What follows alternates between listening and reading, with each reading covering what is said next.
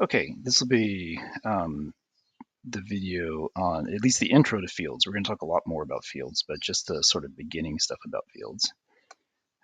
So the main thing is that a field is like the most like the number systems you're used to. So just to put things in perspective, right? Z is sort of your standard ring, right? You cannot divide. But it is, it does have a unit, it's commutative, and it has no zero divisors, right? So it's an integral domain, right? But anyway, it's kind of this canonical example, right? For fields, right, the standard fields are R and Q, and we know enough now to know that ZP, where P is prime, right? So we have those fields, because everything here has a multiplicative inverse, right? Maybe just put this here, right? Okay. Anyway, that's the definition of field, right? So I guess I'll say it like this: an integral domain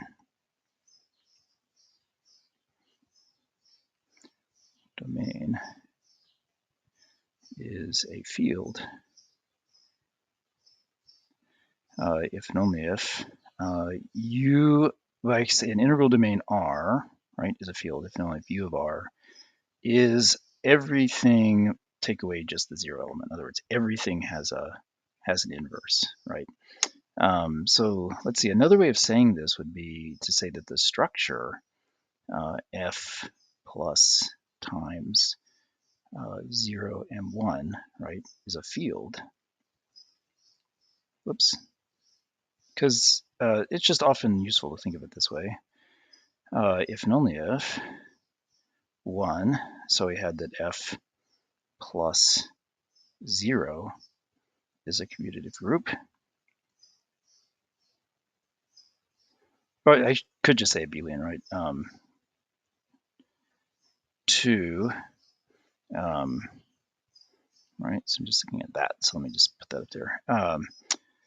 F star, right? So everything except 0 times and 1 is a commutative group.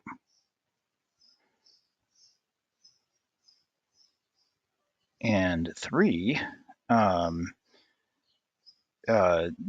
distributivity, right? We have to have something that sort of combines the two operations.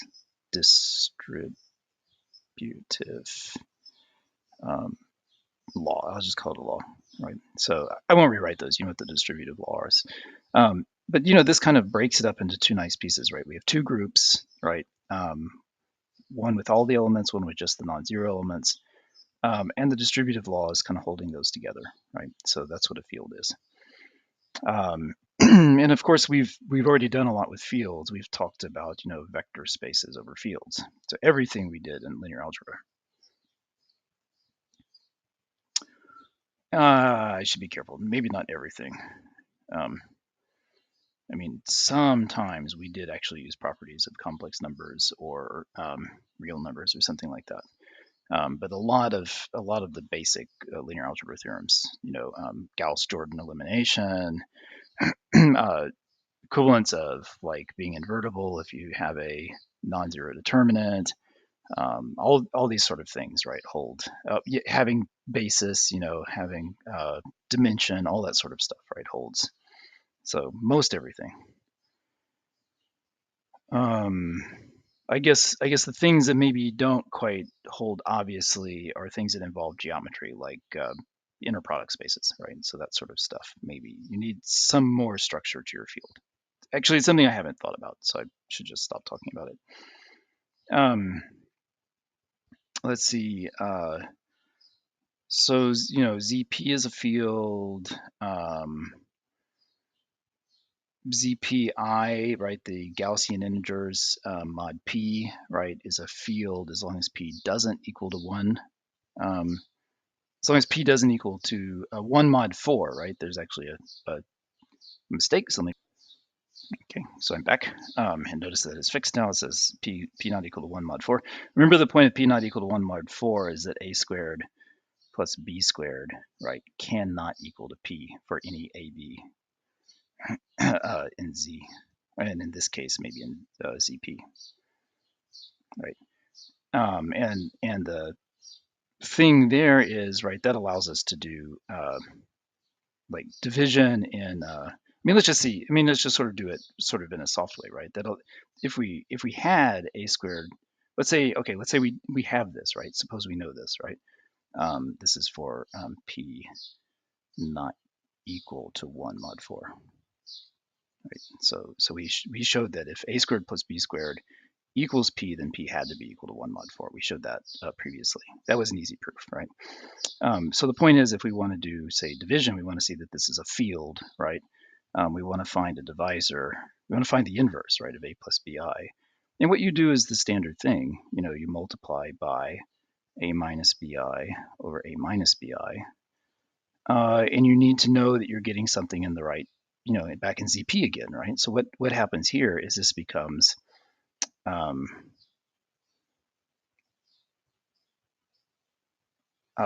sorry. Let me try this again. That's not what I want to do. I'm not trying to do that. I'm trying to do this, right? So I want to look at 1 over a plus bi, right, and see that that is in my field. So now I do what I was saying. I multiply by a minus bi over a minus bi. All right, and so this becomes, so it becomes what, a over a squared plus b squared. Let me make sure I'm not doing something silly. I think that's right, minus b over a squared plus b squared, I, right? Okay, so that's what happens, right? Okay, if this was equal to 0 in ZP, we're in trouble, right? But this is not equal to 0 in ZP. And so we have our, and then also a over a squared plus b squared, right? We're in a field now, right? ZP is a field that has inverses. So what a squared plus b squared has an inverse, right? So these coefficients, right? This thing minus this thing,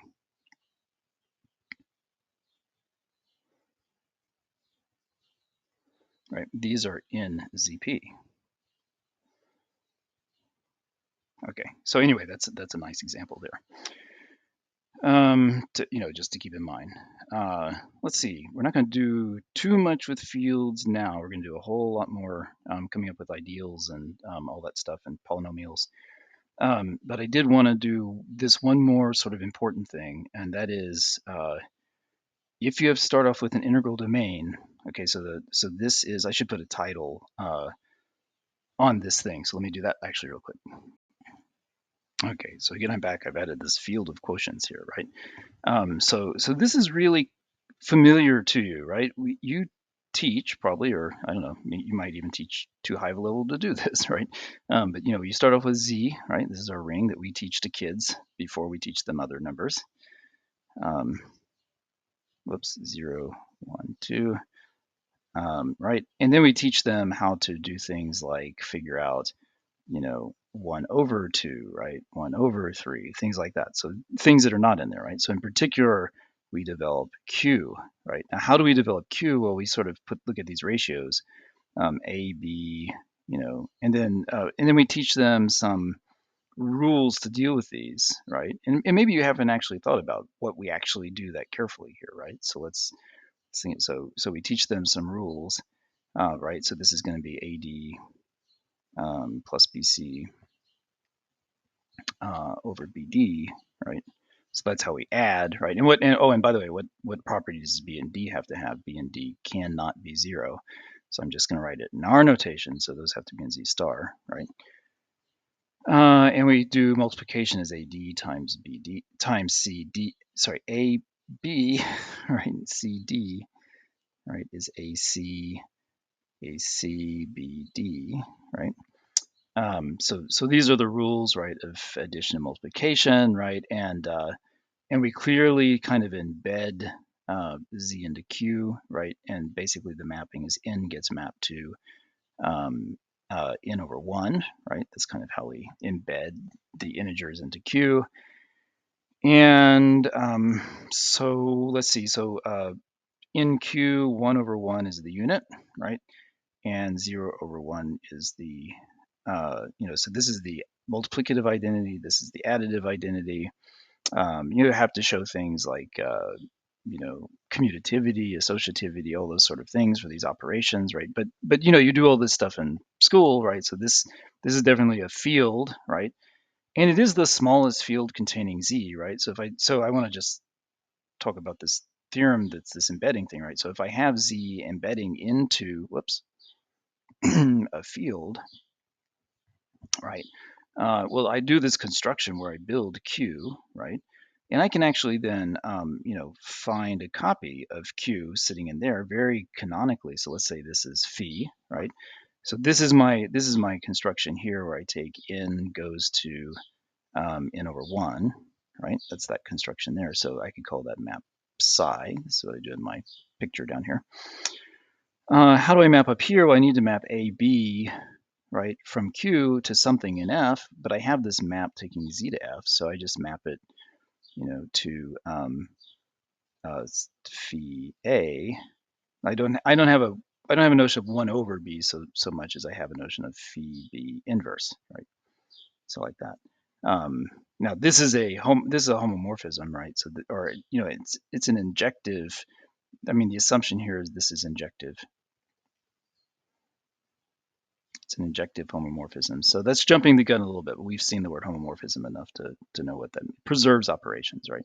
So this is also the same as phi A, phi B inverse, right? Oh, sorry. No, that doesn't make sense, right? That doesn't make sense because there is no B inverse, right? That doesn't make sense. There's an inverse here in the field, right? Phi of B is in the field, right? This doesn't make sense because there is no B inverse in Z, right? I mean, B could be 2, right? For example, so 1/2 is not in Z, so that doesn't make sense, right? So it's just this that I want to say, all right? Same construction works, for any integral domain, right? So I start with R, which is an integral domain.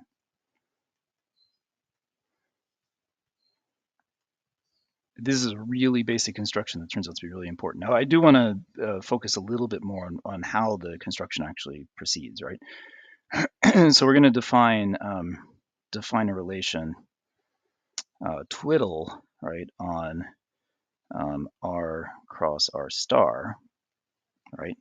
And this is going to be an equivalence relation. And actually, it's in showing that it's an equivalence relation that being an integral domain comes in, right? So we're going to say AB is equivalent to CD if and only if AD equals BC. Okay. Now, where is this coming from? It's coming from this, right? We would like to say AB equals CD, right? If and only if, you cross multiply and get AD equals BC, right? So that's where this is coming from, right? So we're just using that now as a definition. This is our intuition using the rationals that we know built from the integers, right? This is a construction that works. That works in the ring that we're interested in, right? We can't yet say this in the ring or anything. Okay, so this is an equivalence relation. I'm going to show the important part in just a minute. This is an equivalence relation. Notice that what we're doing here is very different from building quotient groups or quotient rings or something like that, right? We're just defining an equivalence relation, and we're going to define the classes. Remember the equivalence class AB, with respect to twiddle, right? And there's lots of ways of writing that. Sometimes I write like that, like a class with respect to twiddle. Sometimes I write it like this, whoops, mod twiddle, right? But this is just the set of all CD such that AB is equivalent to CD. And so we're using all that stuff we know about equivalence relations, right? We have our space, it's R cross R star. All right, we're splitting it into pieces based on this equivalence, right? This is giving a partition, and then like here's a class, right? The class containing AB, and now we're going to define an algebraic structure on those that sort of set of equivalence classes, right? And the way so one thing we're going to do here is we're going to use the notation for this equivalence class, which we only do here. We're going to denote that AB, right? So let's be real careful. The fraction A over B, right, in our notation is really the set of all CD, right, such that AB is equivalent to CD, right? So you know, if we're looking at Q, we're saying, well, what is 1 over, let's say 3 over 2, right? Well, 3 over 2 is really the set of all ordered pairs in M, right?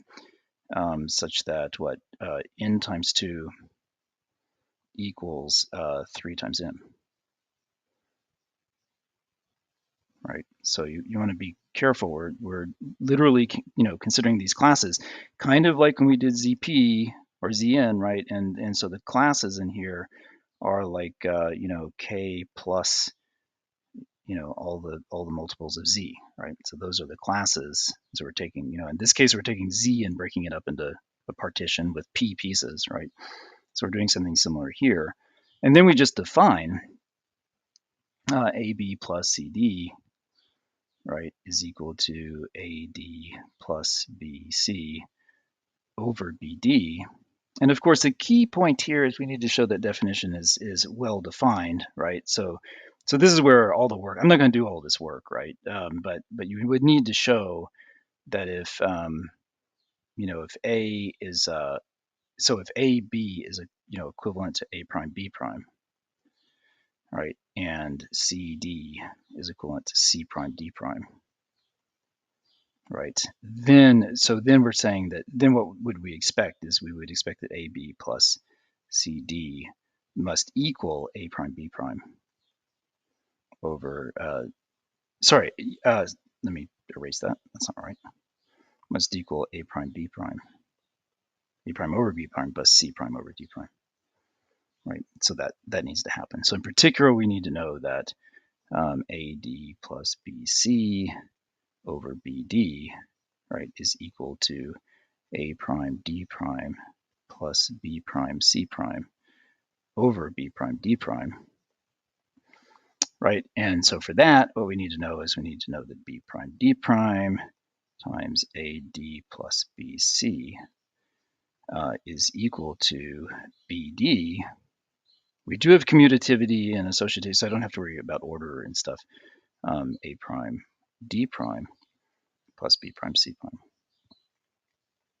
All right, so this is what we need to show, right? And what are we given to work with? We're given that, you know, this is what we're given to work with, right? So restating that in another way, we're given that A B prime is equal to A prime B, and C D prime, I just want to get this right, C D prime is equal to C prime D, right? So we're given this, we need to show that, right? So that becomes just an algebraic computation. So this will definitely use the fact that we're in an integral domain too. I'm not going to do this one. I'm going to do the one that actually shows transitivity, right? Because part of what I haven't actually shown yet is that this is an equivalence relation. So a similar thing comes up here when we're showing this as an equivalence relation to what you have to do here, right? So this is maybe a little bit more complicated, so I want to do the other one because it's a little simpler, but it has the same ideas, right? So let's do that, right? So one of the things you want to show when you're showing equivalence relation, I mean, let's just view the thing. So you want to show this, AA is equivalent to AA, right? So that's a thing you need, oops, AA, right? That's a thing you need to show. You need to show that AB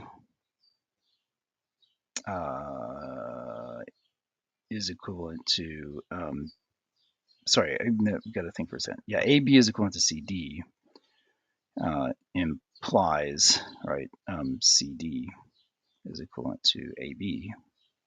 Okay, so these are actually really easy. And then we have to show that AB is equivalent to CD is equivalent to EF, right, implies that AB is equivalent to EF. Right, so that's what we need to show. So, you know, we want to rephrase this in terms of the definitions, right? Lots of doing proofs is just that, right? So here I've got AD equals BC, right? and CF equals ED, that's my assumption. I need to show that that implies AF equals BE.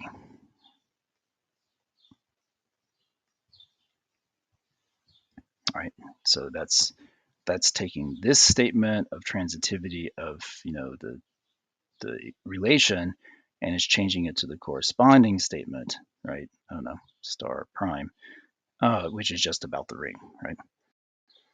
And this, okay, so this proof I actually have here, so I'm just going to sort of use what I have here, right? So you could do this in another way. I'm just going to do it the way I have it because I just loaded out. AF equals BE. I mean, by the way, you might just stop and try to do it yourself, right? I mean, that's a good thing to do. So I'm going to say this happens if and only if.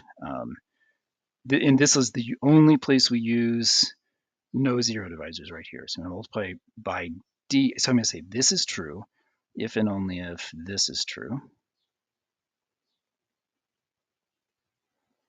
right? Okay, so the point is this is true if and only if AF minus BE is equal to 0, right? And so D times AF minus B is equal to 0 if and only if one of these is 0. That's because we don't have zero divisors, right? But we're assuming that D is not 0, right? So the only way this can be 0 is if that's 0, right? So now I'm just going to write some if and only ifs so we get to something that's true. All right, so this is now DAF minus DBE, right, is equal to 0. So that's true if and only if that happens. And again, I'm using the fact that I have associativity and commutativity, so I don't have to worry about parentheses. I don't have to worry about order in which I do things, right? And now I'm just going to make some substitutions. I have DAF. Here I've got AD, and I can replace that with BC, right? So I can say BCF, right? So I'm replacing the AD or the DA with BC minus, okay, and over here I have CF is equal to E, let's see, is ED, right? Here I have an E and D, right? So I can replace this with CFB, right, like that.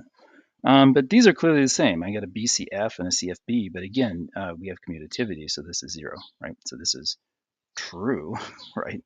Which means that's true, which means that's true, right? So we have what we needed, right? So you see, this is the place right there, right, where we use no zero divisor. And that's basically the way it works in this thing I was trying to do, where I was saying if you wanted to work out this proof above, right, show that this is well defined, you're going to use it in a very similar way. You might think this is a little bit of magic, but I don't know. If you just try to do it yourself, you'd come up with something like this, right? Hopefully, right? I mean, using the fact that you have to use there's no zero divisors. I mean, that's the thing you have to use here somewhere, together with commutativity and associativity. Let's see. I think for now, that's all I want to say about fields. So we're going to say a whole lot more when we get into polynomials over fields, right? That's kind of the main thrust of this whole part of the course. But this is the important part for now.